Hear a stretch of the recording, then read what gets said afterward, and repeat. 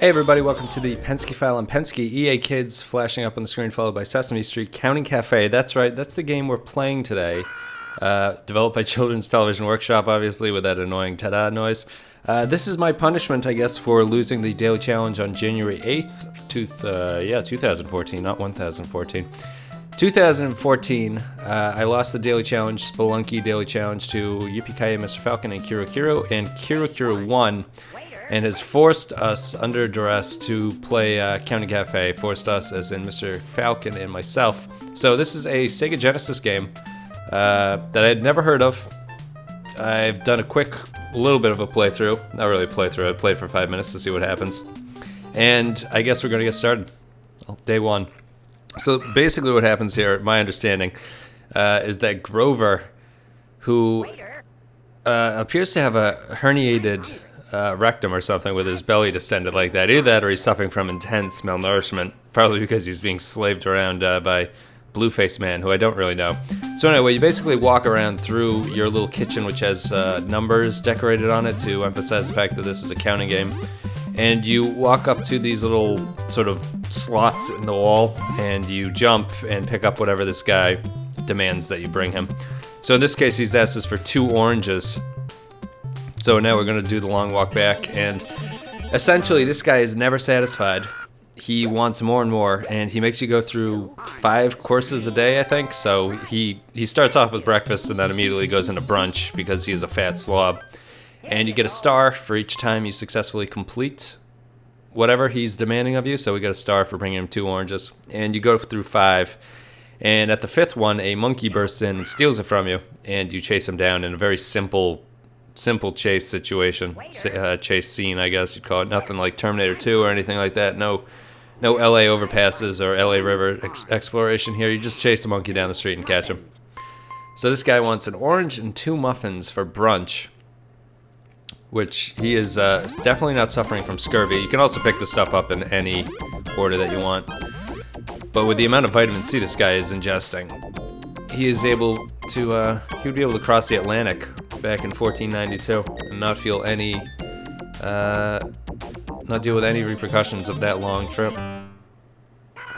Whatever the side effects of scurvy are, I don't know, besides being, it's probably pretty close to the side effects of being stuck on a ship for 3 months or whatever it took to cross the Atlantic back then. I don't think enough people appreciate how long they were on those boats and just staring at water and going insane. How where were they masturbating? What was going on? I feel like there's a whole side to the transatlantic travel pre-steam power or whatever that hasn't been explored in any books that I've ever seen. I need to know what was going on. Just a bunch of dudes in the middle of nowhere pissing each other off. Some captain. The king, some seemingly divine entity is funding your exploration over there, and you think any moment you're going to fall off the edge of the world. Whatever. I know that's kind of more of an urban myth or whatever. They didn't actually really think that the world was flat at that point, but this is not History Lessons 101. This is Grover's Counting Cafe. So let's enjoy the gameplay for what it is here.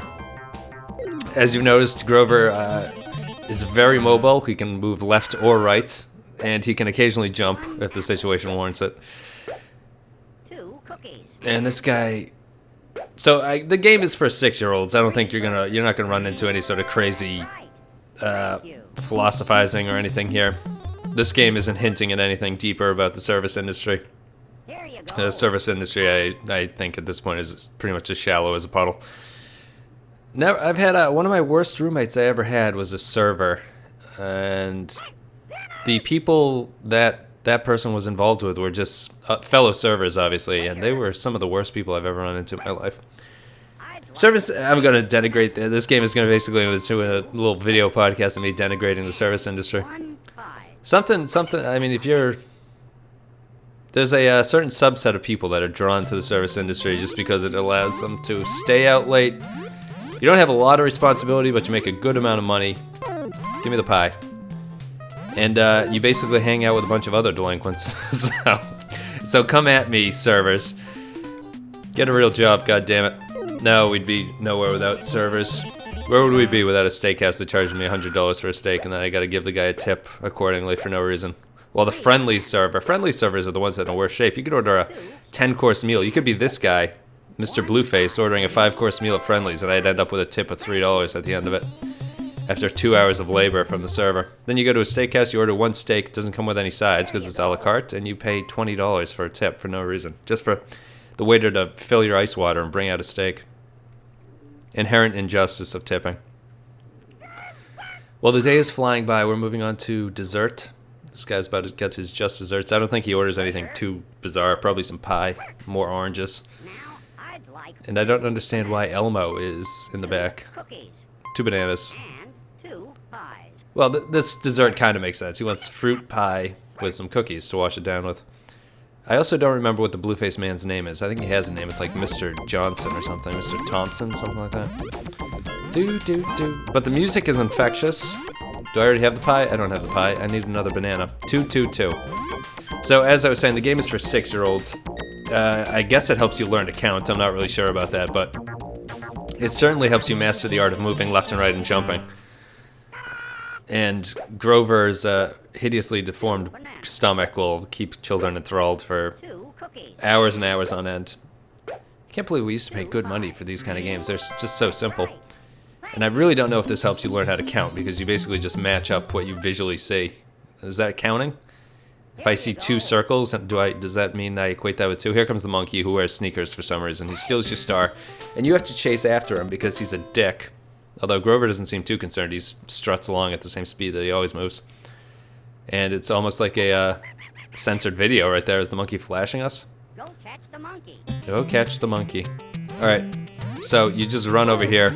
You hop up a couple times, and boom, I got the monkey. So it's not very invested. There's no cover system. It's not like Gears of War or anything. You just chase the monkey like you chase the dragon in your personal life. And eventually, however, you can catch the monkey, unlike the dragon, which eludes me to this day. So I'm going to call it there for an episode. We'll go a day at a time. There's really nothing changes. Ernie is basically the only difference maker here. So we're all happy to see Ernie. And we wonder what became of Bert. Is Bert in Ernie's trunk right now? We will find out on the next episode. But thank you guys for watching. I'll see you next time.